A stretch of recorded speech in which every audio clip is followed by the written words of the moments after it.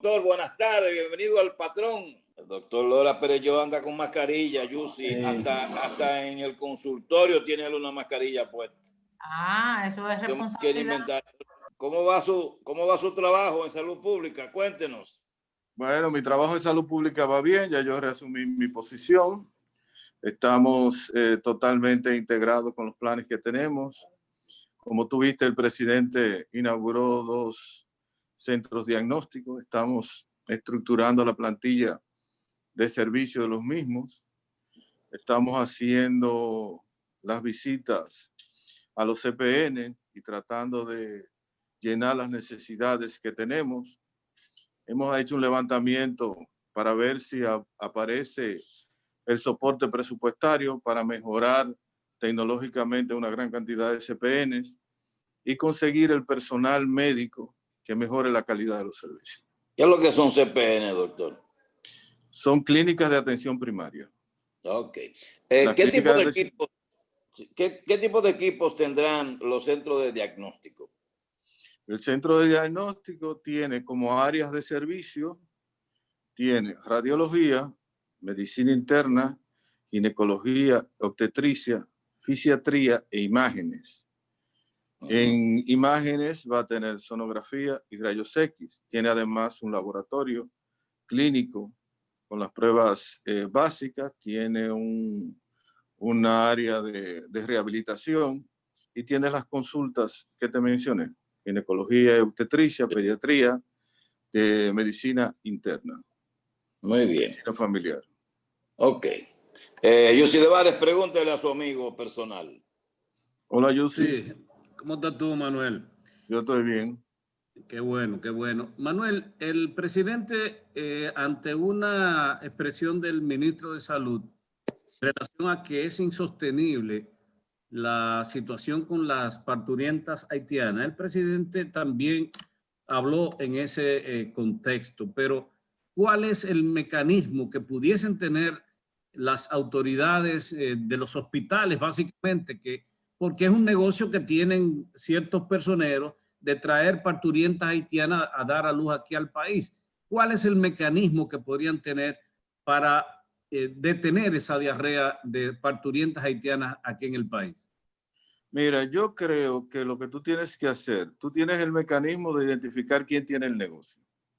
Cuando tú identifiques que tiene el negocio, pues a tratar de que esa posibilidad de tráfico no se incremente.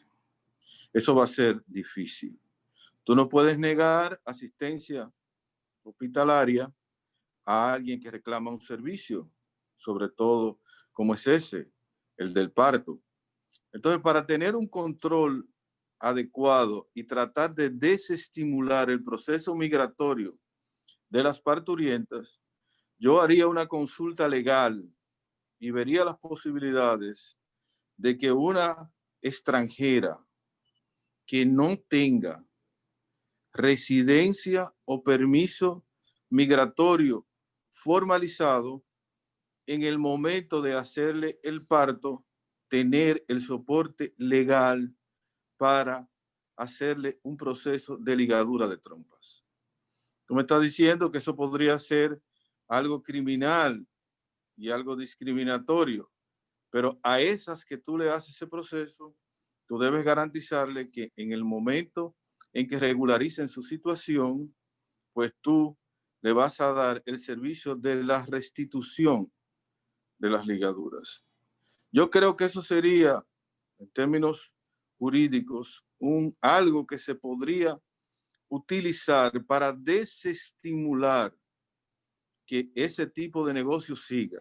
Porque por más control que tú tengas en la frontera, tú no vas a conseguir contener eso. Ahora, cuando ellas sepan que además de eso se ganan gratis un procedimiento como es una ligadura, yo creo que lo pensarían 2 veces a venir a dar aquí a luz y utilizar el sistema de salud de manera transitoria para eso. Esa es una idea que hay que estudiar y hay que ver y socializarla, y hay que ver si eso tiene soporte jurídico y cómo se puede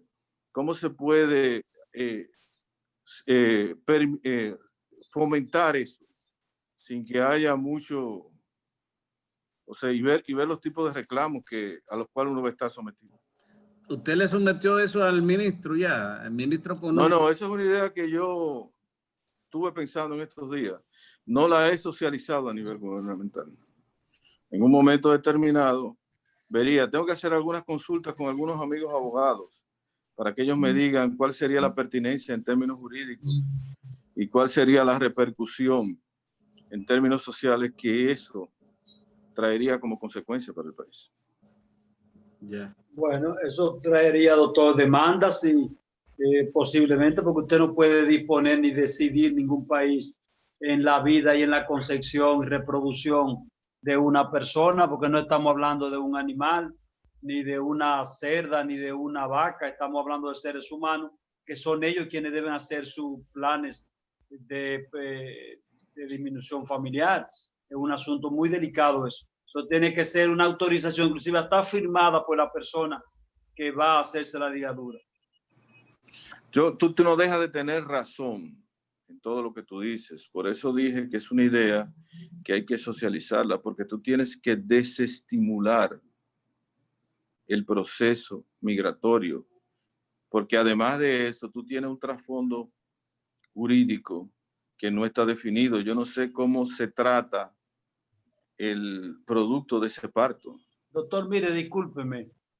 Ahora hay un caso similar que se debate y está en los tribunales de Estados Unidos con una serie de ilegales, de personas indocumentadas que llegaron desde Honduras, El Salvador, Nicaragua, y se encuentran aisladas en un centro de concentración, valga la redundancia. Y usted sabe qué pasó ahí, que muchas de esas mujeres, embarazadas o no, que dieran la luz o no, usted sabe lo que hizo el Estado norteamericano, una disposición, la ligó a la mayoría y ahora resulta que no pueden concebir.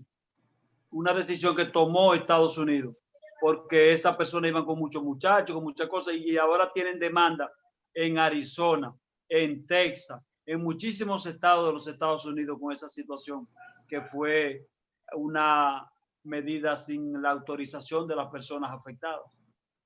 Está bien, yo estoy de acuerdo contigo. Ahí se hizo un proceso violatorio. Yo no estoy estimulando el proceso violatorio. Yo lo que estoy es diciendo que jurídicamente se creen los mecanismos para ver si implementar esa medida en términos jurídicos es posible. No es que yo, de manera escondida y sin el consentimiento, como médico o como centro en el que yo estoy atendiendo a esa parturienta, yo voy a tomar una medida como esa. Es un concepto legal que debe ser cuestionado en términos jurídicos y que debe ser airado en el Congreso y en la sociedad a ver si es conveniente, porque tú no vas a parar ese comercio, porque no hay forma, porque se sienten que están protegidas y atendidas. Y eso aumenta la llegada de esos partos, aumenta la tasa de mortalidad materno-infantil, porque muchos de ellos no tienen chequeo prenatal. Entonces tú te encuentras ahí en el momento del parto con una paciente que tú no sabes si es sidosa. Y si tú no tomas las medidas adecuadas, tú vas a crear, cuando entre ese niño en el canal de parto, un niño con SIDA. Y un mal chequeo prenatal trae muchas comorbilidades, que no solamente es el costo del parto, es el costo de atender las comorbilidades. Y fuera de eso, no sé cómo está el concepto migratorio de ese producto. ¿Cómo va a estar etiquetado ese niño? Si va a ser un niño dominicano o si va a ser un niño no dominicano. Porque inmediatamente muchas veces se van, pero llevan algún tipo de formalidad de papel que en un momento determinado tú no sabes qué reclamo ellos van a hacer para optar por una nacionalidad aquí cuando no se han criado en una sociedad como esta, cuando se han criado en Haití con sus costumbres y de un momento a otro reclaman un derecho por un parto.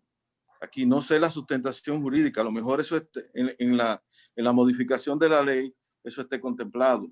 no lo sé. Lo que hay que, en términos jurídicos, lo que hay que es socializar la idea y ver si tiene la pertinencia o no en el contexto nacional y en el contexto global para tú tratar de evitar o disminuir el trasiego de vientres que vienen solamente a dar a luz a República Dominicana y que se devuelven hacia Haití. Pero en el proceso de dar a luz generan una situación que tú no sabes qué pasa con el producto que está concebido y que fue que alumbró aquí en el país. Entonces, yo creo que hay que ver todas las vertientes. Y esa es una vertiente que yo planteo y que yo creo que debe discutirse.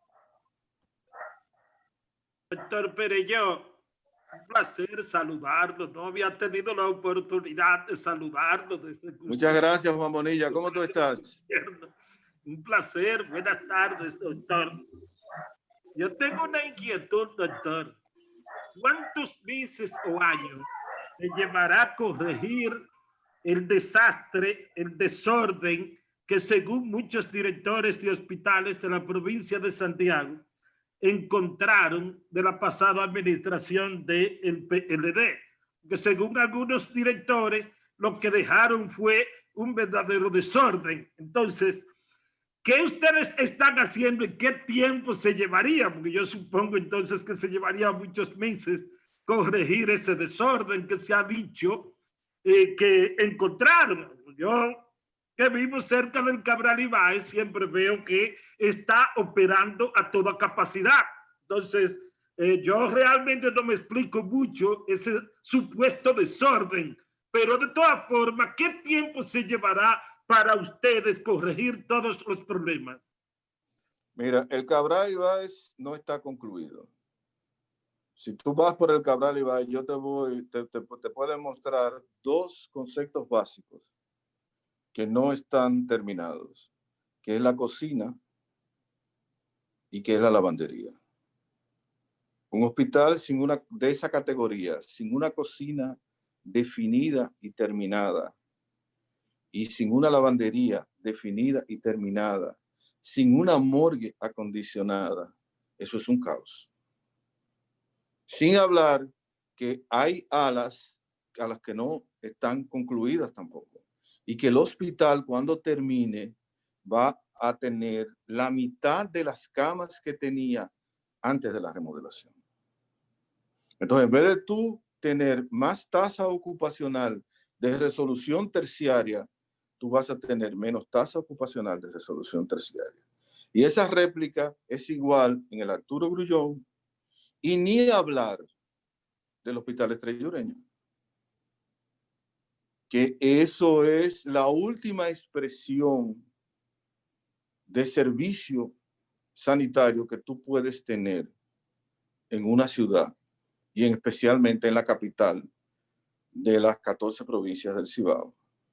Y el mejor ejemplo de eso es la maternidad. Eso da grima. Entonces, un gobierno que se pasó 16 años en el poder y que trató de reconstruir el sistema hospitalario tiene un proceso de falencia, por lo menos en el Cibao. Y eso va a tomar tiempo, porque lo primero que tú tienes que hacer es sentarte y reclamarle a los que tienen el contrato que lo cumplan. Tienes que hacer las auditorías pertinentes para tú saber y tú ver los costos que ellos establecieron y si eso va con la realidad de los costos que tienen. Hay que echarle una ojeada a la parte tecnológica. Muchas de ellas donde tienen una garantía cuestionada en términos de servicio. Entonces, dejaron esto en la peor expresión que tú puedes ver.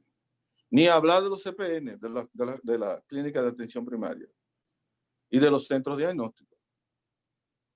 Aquí nosotros recibimos la peor expresión sanitaria que pudo haber sido en el país. En la capital hay 4 ciudades de salud. Aquí no hay ni una. Y pagar eso en términos sociales, eso no es de la noche a la mañana, eso no va a ser el año que viene, en un país en crisis. Doctor, hay un caso particular que es el del Hospital Cabral Ibáez y las deudas. El Servicio Nacional de Salud ofreció una relación de las deudas de los principales hospitales de la República Dominicana, y el que menos deuda tiene es precisamente el Cabral Ibáez. El Cabral Ibáez debe 60 millones de pesos. Y no creo que eso sea de los más chiquitos o del que menos deuda tenga. Los otros tienen deuda. Lo que pasa es que la medicina en República Dominicana es una medicina que va a tener un soporte financiero diferenciado y que nosotros vamos a tratar de que eso se implemente. Yo estoy de acuerdo con que cualquier paciente que tenga una protección de seguros, contributivo o subsidiado, debe pagar su servicio en toda institución pública. Y nosotros estamos ahora abogando en esta gestión que los hospitales tengan la acreditación necesaria frente a las ARS privadas para que cada usuario que vaya allá pague por los servicios. Y eso va a mejorar el soporte financiero de esas instituciones. Y cuando tú tienes el soporte financiero mejorado de esas instituciones, tú aumentas la calidad del servicio. Y soy de los que creo que la compensación del médico debe cambiarse. El médico debe pagársele por resultados, por desempeño, no por cápita. No porque yo te doy un sueldo, independientemente de lo que tú hagas o no, tú vas a recibir ese sueldo. Yo en el sector público lo que quiero es que se te pague por desempeño. Tú diste tanta consulta, que te la paguen. Tú hiciste tanta cirugía, que te la paguen. Tú hiciste tanto parto, que te la paguen. Tú hiciste tanta cesárea, que te la paguen. Como es el comportamiento de médico en el sector privado. Si yo no me siento aquí en mi silla y tengo a dos damas distinguidas aquí que están compartiendo la entrevista conmigo, si yo no le doy servicio a ellas, yo no trabajo. Yo no recibo. Entonces, esa debe ser la cultura de compensación en el sector público. Y con eso el sector público va a mejorar muchísimo su calidad de servicio y su capacidad de resolución. Cuando tú tengas una población totalmente cubierta por algún tipo de soporte financiero y cuando el médico tenga una compensación por el desempeño que haga. Doctor, no porque tenga un sueldo. ¿Y el colegio médico va a permitir eso, doctor? Bueno, eso es una cosa que los médicos primero tienen que plantearse eso mismo, los médicos. Y los médicos van a entender que cuando eso se convierta en una realidad, eso va a ser un beneficio para ellos. Doctor, ¿qué va a significar la inscripción de 2 millones de personas en el SENASA, que es una propuesta del presidente Luis Abinader y que se ha trabajado en ella? Y háblenos un poquito del control que se ha mantenido del coronavirus en la República Dominicana. Mira, la propuesta de los 2 millones de participantes en el SENASA le van a asegurar que al hospital que atiende a ese paciente va a recibir algo por darle el servicio. La cantidad tú puedes ser mucho o poco, pero vas a recibir. Eso le va a dar soporte financiero para mejorar la calidad del servicio y para compensar al médico. Y una protección a la ciudadanía. Y una protección a la ciudadanía porque usted va, si usted universaliza eso y usted permite que el sector privado vea pacientes subsidiados bajo las circunstancias que el Servicio Nacional de Salud, que el SENASA dicte, eso le va a abrir una brecha de oportunidad de tener atención de calidad a todo el usuario. Y el coronavirus, usted ha visto que se ha incrementado el número de casos porque han visto cada vez más pruebas. Pero la fase terciaria, que es la fase que determina la agresividad del virus, está cada vez menos presente. Hay menos pacientes en cuidado intensivo, hay menos pacientes en el uso de ventiladores. Hay más pacientes que tienen el manejo ambulatorio y hay más pacientes que han tenido la enfermedad. Y tú has identificado pacientes que han tenido la enfermedad y no han tenido ningún tipo de clínica. Si tú me preguntas a mí, yo creo que en los sitios donde hay menos incidencia estadística de presencia del virus, debe quitarse el toque de queda e incrementar la vigilancia sanitaria. Y tú en un lapso de 15 días o 3 semanas, tú tienes un nivel de comportamiento que tú lo puedes extender en todo el país. Porque lo que hay que incentivar es el uso de la mascarilla y la higiene de las manos y el distanciamiento social, pero esas dos primeras. Y cuando tú tengas aglomeración en sitios públicos donde se comparten bebidas y comidas, tú debes exigir que en vez de mascarilla la gente tenga viseras, porque la visera te permite beber y te da grado de protección, y hasta te permite comer y te da un cierto grado de protección, porque hay que convivir con el virus, porque el virus no se va a ir y la sociedad tiene que avanzar.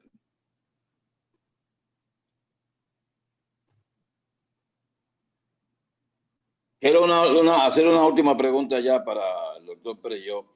Yo quisiera también preguntarle algo, don Jaime, cuando usted pueda. Ok. Doctor, en el caso de la decisión estatal respecto a las fiestas de Navidad y Año Nuevo, ¿qué usted piensa que debe hacerse? Yo creo que el 24 y el 25 debe permitírsele extender el horario hasta las 12, la 1 de la noche, y permitir que la familia se reúna. Porque nosotros tenemos que asumir una responsabilidad en términos personales. Yo tengo que tener una sociedad que me dé una pauta de cuidarme, pero si yo no asumo esa pauta como una pauta mía, yo estoy siendo irresponsable frente a la sociedad y conmigo mismo. Entonces, yo entiendo que esos 2 días, hasta que no se quite de manera definitiva el toque de queda, debe flexibilizarse. Yo estuve un mes en McAllen, Texas, y no hay toque de queda. Los casos se han incrementado ahora y no hay toque de queda. En Estados Unidos no hay toque de queda. Y Estados Unidos es la primera sociedad con más casos de coronavirus. En Brasil, en la actualidad, no hay toque de queda. En México no hay toque de queda. Y se ha convivido con el COVID. Entonces nosotros tenemos que asumir el riesgo. Si no nos va bien, volver hacia atrás, pero no podemos estar estancados. Hay que avanzar. Doctor, usted cita experiencias en otras naciones. Antes que todo, saludo, doctor. Qué bueno que está con nosotros. Muchas gracias.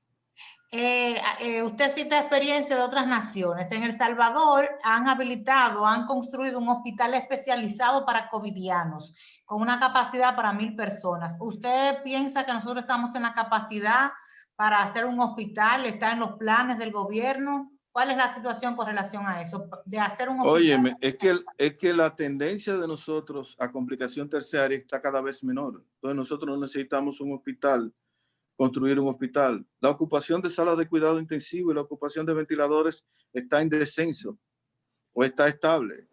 Entonces tú no necesitas construir ninguna estructura hospitalaria súper especializada para eso, porque con la situación sanitaria que nosotros tenemos y el aislamiento familiar, el acompañamiento terapéutico en casa, vigilado por el Ministerio de Salud, nosotros estamos resolviendo.